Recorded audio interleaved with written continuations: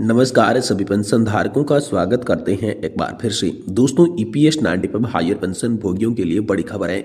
EPS 95 pension भोगियों की जंग अब सड़क पर शुरू हो गई है। संसद में भी गरमाया है न्यूनतम और हायर पेंशन का मुद्दा। तो आखिरकार ईपीएस 95 पेंशन को लेकर संसद के अंदर हायर और न्यूनतम पेंशन का मुद्दा कैसे उठा, इससे दोस्तों पेंशन भोगियों को किस प्रकार लाभ होगा, इसके बारे में दोस्तों आज की इस वीडियो के अंदर बात करेंगे। वहीं दोस्तों केंद्रीय कर्मचारी और पेंशनर्स के लिए गुड न्यूज़ आ रही है।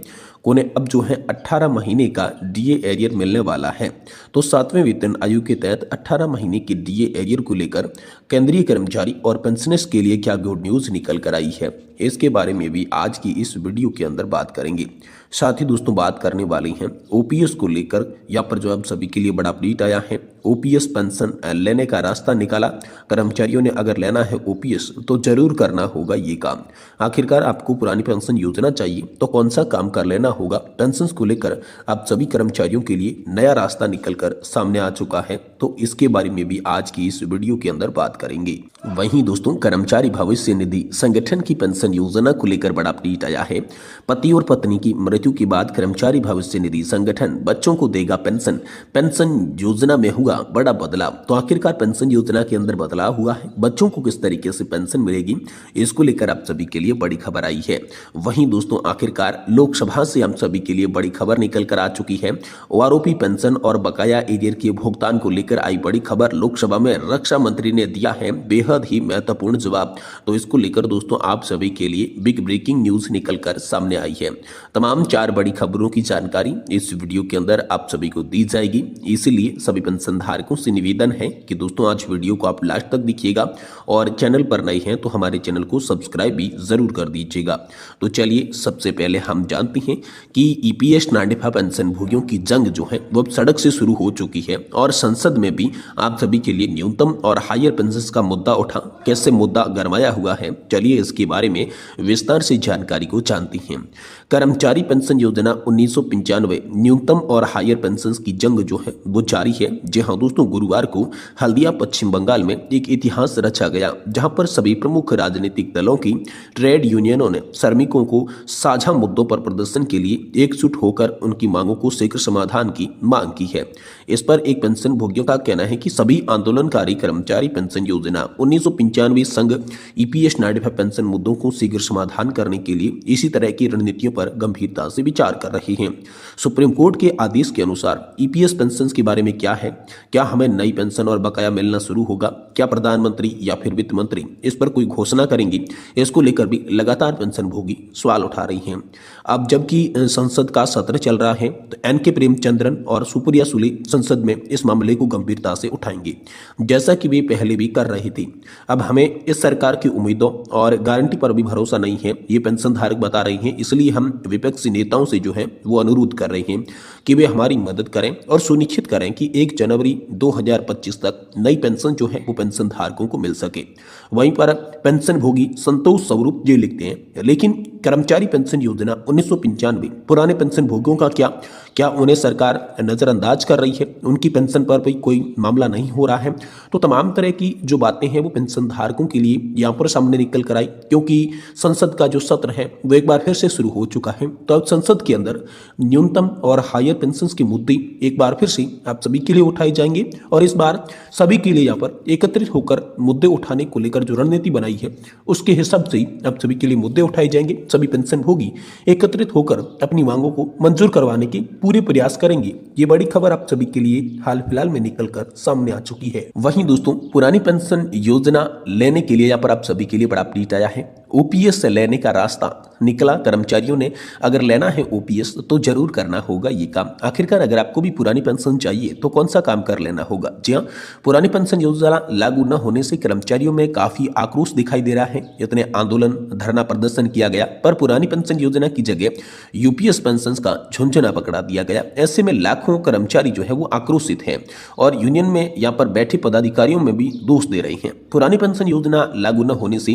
कर्मचारियों में नाराजगी साफ देखी जा सकती है। तो अगर आप भी सरकारी कर्मचारी हैं, पुरानी पेंशन योजना का प्रस्ताव प्राप्त करना चाहते हैं, तो कर्मचारियों ने पुरानी पेंशन योजना को लेकर रास्ता खोज निकाला है। आइए जानते हैं कि पुरानी पेंशन योजना को प्राप्त करने के लिए कौन सा काम करना जरूरी होगा। जी हाँ दोस्तों, यहाँ पर जो है उन्होंने कहा है कि यदि यूपीएस में आप सभी के लिए पेंशन पर सहमति नहीं होती है तो पुरानी पेंशन योजना लागू हो जाएगी।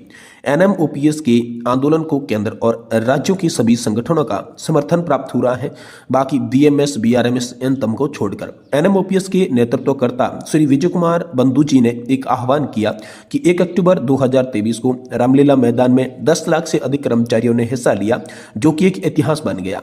आज तक किसी भी राजनीतिक पार्टी या किसी आंदोलन में इतनी भीड़ यहाँ पर नहीं हुई थी, तो ये एक आंदोलन बन गया है। अगर आपको भी ओपीएस चाहिए तो आप सभी को यहाँ पर बड़ा प्रदर्शन इस बार भी करना होगा। ये सरकार जो है छोटे मोटे प्रदर्शन से झुकने वाली नहीं है, इसलिए ओपीएस की मांग को लेकर बड़ा प्रदर्शन करना होगा और ये प्रदर्शन तब तक जारी रखना होगा जब तक कि पुरानी पेंशन योजना आप सभी के लिए लागू नहीं हो जाती। ये दोस्तों एनएमओपीएस के नेतृत्वकर्ता विजय कुमार बंधु जी ने आप सभी के लिए बड़ा आह्वान किया है। वहीं दोस्तों 7वें वेतन आयोग के तहत केंद्रीय कर्मचारी और पेंशनर्स के लिए गुड न्यूज आई है कि उन्हें अब जो है 18 माह का डीए एरियर जो है वो मिलने वाला है। कोविड-19 महामारी के दौरान केंद्र सरकार ने जनवरी 2020 से जून 2021 तक का 18 महीने के लिए केंद्रीय कर्मचारियों का महंगाई भत्ता और पेंशनर्स की महंगाई राहत का पेमेंट रोक दिया था। अब उम्मीद है कि 2025 की बजट में मोदी सरकार इस रुके हुए डीए और डीआर एरियर का पेमेंट कर सकती है।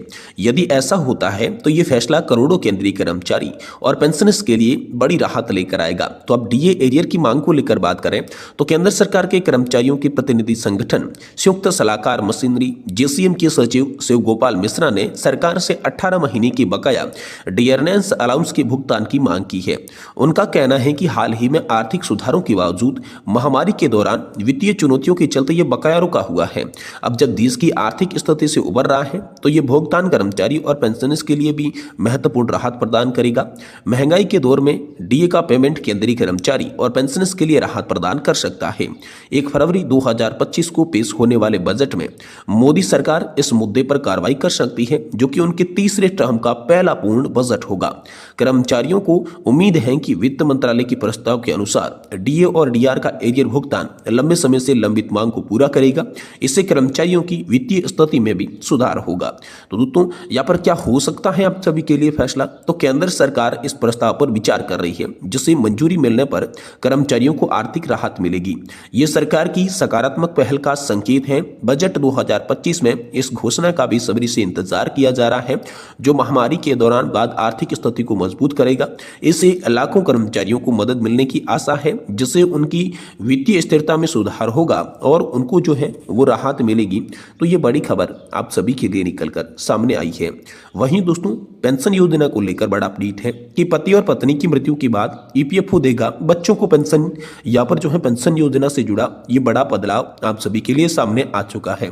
जी हाँ, कर्मचारी भविष्य निधि संगठन की पेंशन योजना से जुड़े कई बड़े प्रस्ताव पर विचार कर रहा है। जी हाँ दोस्तों, इस कदम पेंशन योजना को आकर्षक बनाने के लिए श्रम मंत्रालय के द्वारा उठाया गया है। इसके अलावा मंत्रालय निजी क्षेत्र के कर्मचारियों के लिए पेंशन राशि को बढ़ाने पर भी आप सभी के लिए विचार कर रहा है। खासकर उन कर्मचारियों की जिनकी सेवा अवधि लंबी रही लेकिन पेंशन की राशि कम है, तो इसे वर्तमान में 1000 रुपये न्यूनतम पेंशन को बढ़ाने का जो आप सभी के लिए प्रस्ताव है। ईपीएस के तहत सामाजिक सुरक्षा व्यवस्था को मजबूत करने के लिए श्रम मंत्रालय पेंशन फंड में अधिक योगदान देने के विकल्पों पर भी विचार कर रहा है, जिससे ईपीएस 95 पेंशन योजना के तहत उच्च पेंशन मिल सके। सूत्रों के मुताबिक पेंशन सुधारों के संबंध में विचार विमर्श के दौरान यह सुझाव दिया गया कि इन योजना को और भी आर्थिक और आकर्षक बनाते हुए पेंशन धारकों की चिंताओं को दूर किया जाएगा। ये बड़ी खबर दोस्तों आप सभी के लिए हाल फिलहाल में निकल कर सामने आ चुकी है।